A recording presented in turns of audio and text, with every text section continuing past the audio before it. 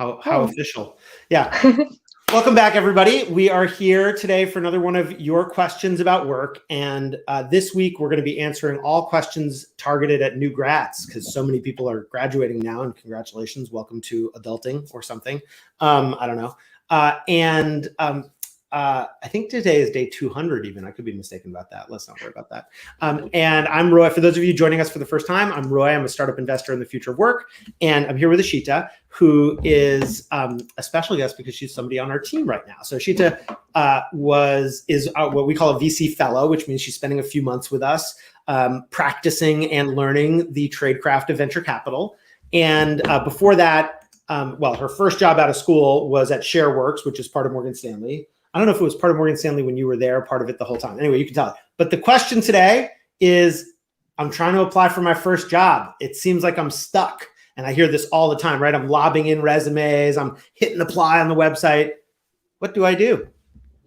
Yeah. So this is a very common struggle that new grads go through. And I would say even after your first job, it doesn't really end. For me, after college, I was in grad school for a little bit. And so when I started looking for jobs, it was like a very atypical time because I wasn't technically like right out of college. I had this like college right. You didn't like fit into all the career fair timing and all that kind of stuff. Yeah, which was a huge bummer. But I think I learned quickly that my tactic of like spraying and praying and throwing out all these applications in the wild and hoping some convert to interviews and one or two to a yes, like does not work. I mean, eventually it might work, but it just isn't the most effective way to job search.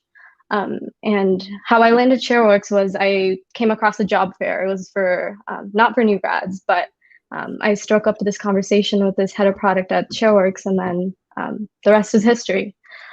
So I think even this current role that I have with the fellowship, I actually met Min on Twitter a while ago, and we had this session where we were talking about building communities. And then I mentioned to her, hey, Min, like I'm interested in venture. And here I am, I think minus a couple steps. But I think the best way to go about it is that like people give people jobs. Like you should look at this as a way to supercharge your network. And right out of college, you might not have that already. And you might think, I have no one, like, how do I go about this?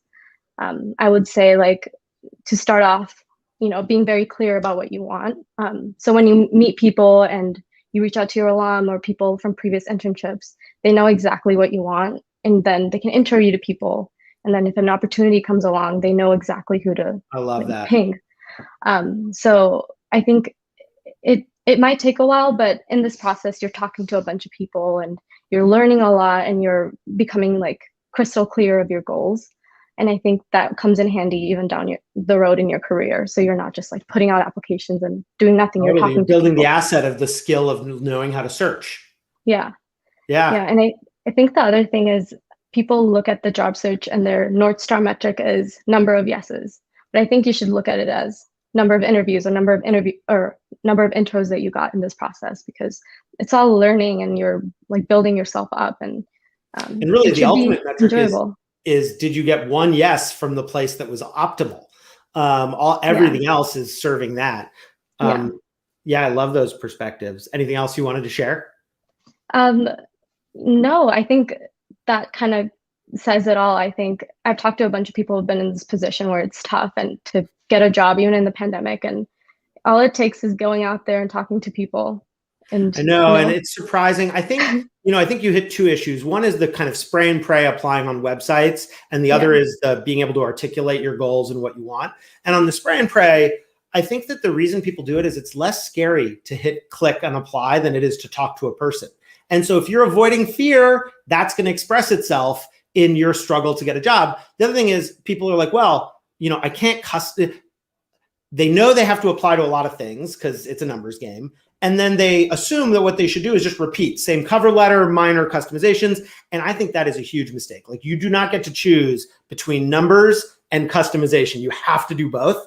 And I think about it from the recipient's perspective is if I'm the recipient and I get something that looks like it was lightly customized, well, then you not only have to be qualified, you have to be even better than you actually are, because you're just going to get dinged for looking like a person who was lobbing it in. People can tell what you're doing. And And that's why if you're applying through the website, it's almost like a last resort. Like ideally, you are trying to find a way to network in. And as you said so beautifully, anybody can find a way to network. You just have to go start talking to people and be prepared that it's not going to work a lot of the time. I mean, I had a job search process where I did 100 interviews. And then the one thing I'd say on the goals thing, meaning on the question of how do you determine your goals for the next job, is a lot of people I find, especially the smarter and more talented they are, they get tripped up on this. And the reason they get tripped up is they think it stands in for what is my whole life plan? How can I figure out my goal for my first job unless I know my whole life plan? And of course, nobody really knows. And so the things I kind of tell people are, it's okay to tell every job you have a different goal. You don't want to lie. You can say things like, well, I'm considering that what I might like is, so don't lie, but also don't feel like you have to figure out either your whole life plan or say the same thing to every company. And, it's twinned with another dilemma, which we can talk about another day, which is the dilemma that I find a lot of people's enthusiasm for how they interview changes based on how much they think they want the job. So it's like, well, I got an interview at blank, but I don't really think I want it. So I guess I'll go. But it's like, no, if you're going to go like you fucking want it, right. And then figure out over the course of the process. Again, don't lie, don't fake enthusiasm, but do the work, figure it out. And then, because you may find, look, some of the best companies to work for from the outside, you would never be able to guess. Like not every place. And conversely, lots of places sound amazing, but then you show up and it's like, oh, that's what it's like, So, it's like a version of don't meet your heroes. Don't go to work for your dream workplace because you may discover it's not what you think.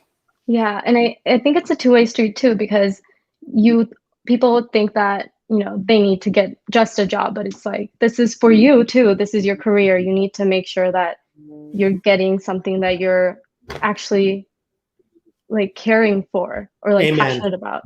Amen. It's okay to say no, Yeah, for sure. It's a search process, not a sell process, as they say.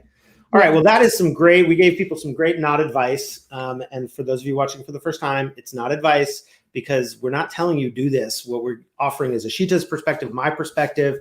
And then, we will, then I'll bumble through life, guessing it out together and learning as we go, which is all we're trying to do. So thank you. Thank you. To be continued. Yeah, I appreciate it.